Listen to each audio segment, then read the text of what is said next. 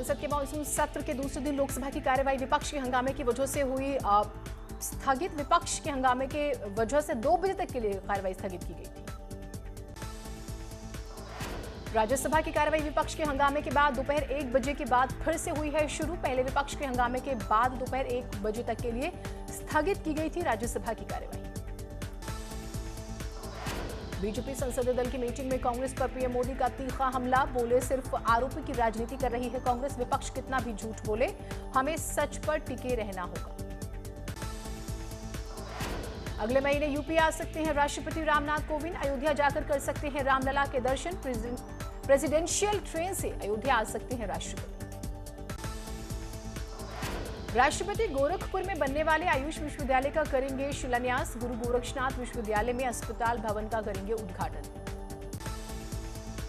UP प्रदेश BJP अध्यक्ष स्वतंत्र देव सिंह और संगठन मंत्री सुनील बंसल ने कल देर रात बीजेपी के राष्ट्रीय अध्यक्ष जेपी नड्डा से और बीएल संतोष से की मुलाकात। यूपी में संभावित मंत्रिमंडल विस्तार को लेकर हुई बातचीत। संसद के मानसून सत्र के दौरान सदन में विपक्ष के हंगामे को लेकर सीएम योगी ने विपक्ष पर बोला हमला। सीएम योगी ने कहा सार्थक चर्चा की जगह हंगामा कर रहा है विपक्ष। सीएम योगी ने कहा भारत की छवि खराब करने की कोशिश कर रहा है विपक्ष। राफेल मुद्दे पर विपक्ष ने खाई मुंह की। देश की जनता विपक्ष को जवाब दी। मुख्यमंत्री योगी ने मुख्यमंत्री आवास 5 कालिदास मार्ग पर लगाया जनता दरबार। सीएम ने फरियादियों की सुनी समस्याएं। सीएम ने मौके पर ही अफसरों को समस्याओं के निस्तारण के दिए आदेश।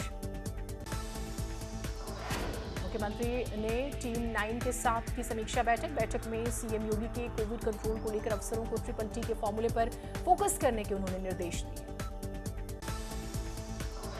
कोरोना काल में अनाथ हुए बच्चों के लिए बाल सेवा योजना लॉन्च करेंगे सीएम योगी। 22 जुलाई को सीएम योगी करेंगे शुभारंभ। लखनऊ में 50 अनाथ बच्चों की मदद के साथ शुरू होगी योजना। मिशन रोजगार के तहत सीएम योगी 23 जुलाई को 6,696 शिक्षकों को सौंपेंगे नियुक्ति पत्र। विभागों में खाली पदों को जल्द भरने के योगी ने दिए निर्देश। बकरीद के लिए योगी सरकार ने जारी की गाइडलाइन। सार्वजनिक स्थलों पर कुर्बानी और 50 से ज्यादा लोगों के जमा होने पर प्रतिबंध।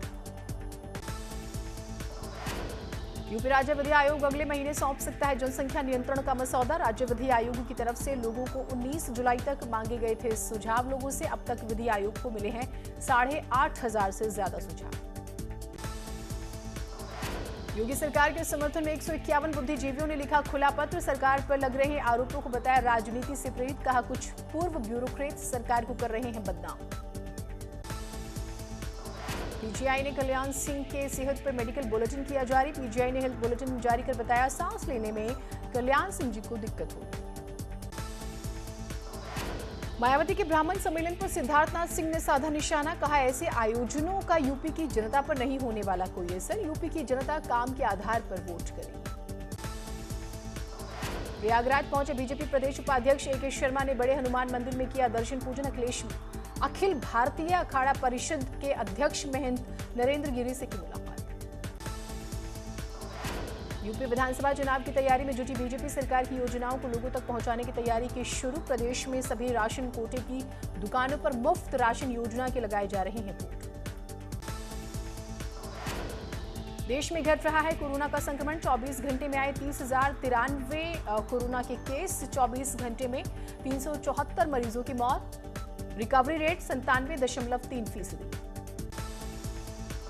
कानपुर के चकेरी थाना क्षेत्र के जाजमऊ में कार के बोनट पलट के युवक का वीडियो वायरल। कार और डीसीएम की टक्कर के बाद हुआ था दोनों में विवाद। हरिद्वार के पतंजलि फूड पार्क में एक महिला कर्मचारी की बस की चपेट में आने से मौत हो गई है। हादसे की घटना सीसीटीवी में कैद। मथुरा के कोसी इलाके में देर रात हुआ हादसा। नहर में कार गिरने से 3 युवकों की मौत हो गई। पुलिस ने कड़ी मशक्कत के बाद शवों को बाहर निकाला।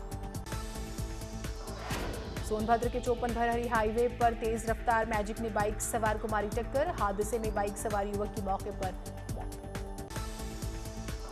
गाजियाबाद के मसूरी थाना इलाके में पुराने टोल टैक्स के करीब गाजियाबाद से आते हुए डिवाइडर से टकराकर पलटी प्राइवेट बस। हादसे में कई लोग घायल। नोएडा डीएनडी और नोएडा ग्रेटर नोएडा एक्सप्रेसवे पर लगा भीषण जाम। बीजेपी के युवा मोर्चा अध्यक्ष के स्वागत में डीएनडी पर सैकड़ों कार्यकर्ताओं के जमा होने से जाम की स्थिति। मुंबई क्राइम ब्रांच ने राज कुंद्रा को कोर्ट में किया पेश। कल क्राइम ब्रांच ने राज कुंद्रा को किया था गिरफ्तार।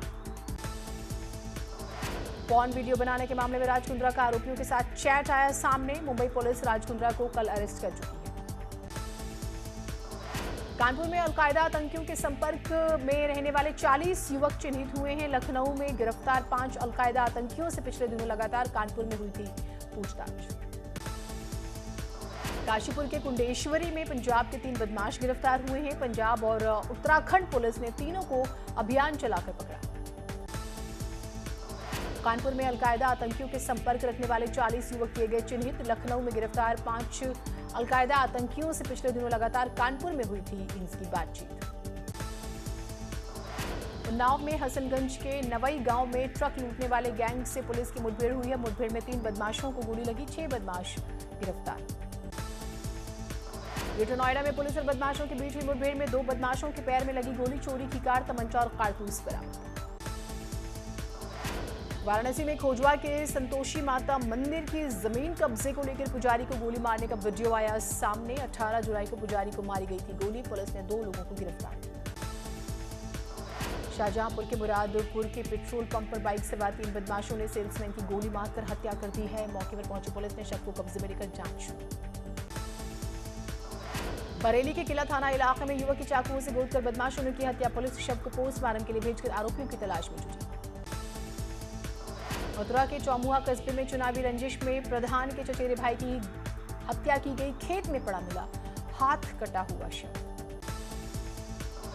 गाजियाबाद में बदमाशों ने दुकान में घुसकर किराना व्यापारी से की 2,70,000 रुपए की लूट। बाइक सवार बदमाशों ने पिस्टल की नोक पर की लूट। बुलंदशहर में आइसक्रीम के पैसे मांगने पर सिपाही और उसके साथियों ने की ढाबा मालिक के साथ जमकर मारपीट। Video viral. Lucknow cyber crime cell ने किया नेट बैंकिंग धोखाधड़ी का खुलासा। जामतारा के मोस्ट वांटेड के साथ 3 साइबर ठग गिरफ्तार। 53 लाख का अधिकारी को लगाया था चूना। हरदोई के शहर कोतवाली में पुलिस ने मुठभेड़ के बाद 4 शातिर बदमाशों को किया गिरफ्तार। चोरी की बाइक, 2 तमंचे और कारतूस बरामद। मथुरा के गोवर्धन चौराहा पर ज्ञानदीप स्कूल के पास पोल में करंट आने से घोड़ी की मौत हो गई है।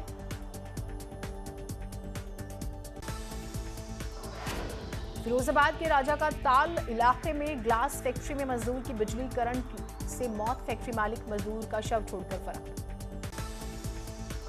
ललितपुर में थाना मड़ावरा के गड़ौली कला में भंडारे के दौरान गिरी आकाशीय बिजली से एक महिला की मौत हो गई। 12 से ज्यादा महिलाएं और बच्चे जख्मी हुए। पीलीभीत में माधो तांडा क्षेत्र के रुद्रपुर गांव में 2 दिन से लगातार हो रही है बारिश। मकान की दीवार भी गिर गई। अमरोहा के मालीखेड़ा गांव में करोड़ों की लागत से बना निर्माणाधीन स्टेडियम चढ़ा भ्रष्टाचार की भेंट। बारिश की वजह से गिरी स्टेडियम की दीवार। अयोध्या में राम जन्मभूमि की स्थायी सुरक्षा समिति की बैठक पहले अधिकारियों ने किया निरीक्षण। एडीजी सुरक्षा BK Singh, CRPF, PSC intelligence और सिविल पुलिस के अधिकारी के साथ GM रहे मौजूद। कानपुर में हैलेट अस्पताल में OPD में कोरोना नियमों की उड़ी धज्जियां। बिना मास्क और सोशल डिस्टेंसिंग के नजर आए लोग। आगरा में मीरा हुसैनी चौराहे पर बकरीद को लेकर सजे बकरा बाजार में उड़ाई गई कोरोना के नियमों की धज्जियां। कोई सोशल डिस्टेंसिंग नजर नहीं आई। सहारनपुर में आस्था के नाम पर जान जोखिम में डाल रहे हैं लोग। शाकंभरी मंदिर जाने के लिए उफनती नदियों से गुजर रहे हैं सैकड़ों लोग। कोरोना की तीसरी लहर के खतरे के बीच आगरा से दिखी डराने वाली तस्वीर। मां शीतला माता का मंदिर बंद होने के बावजूद जुटी हजारों की भीड़। प्रयागराज में बकरीद के त्योहार को लेकर प्रशासन ने पूरी की तैयारियां। कोविड गाइडलाइंस के पालन के साथ मनाया जाएगा बकरीद का त्योहार। कानपुर में बकरीद की वजह से बकरीद पर ईदगाह में नहीं होगी नमाज। गाइडलाइंस के तहत धार्मिक स्थलों पर 50 लोगों के आयोजन की ही इकट्ठा होने की इजाजत। शाहजहांपुर में कोरोना को देखते हुए 21 जुलाई को मनाई जाने वाली बकरीद की रौनक पड़ी फीकी। गाइडलाइंस के हिसाब से किसी आयोजन में 50 से ज्यादा लोग नहीं होंगे शामिल। ईद उल अजहा को लेकर इस्लामिक सेंटर ऑफ इंडिया ने जारी की एडवाइजरी। गाइडलाइन के तहत सिर्फ 50 लोग मस्जिद में अदा करें नमाज।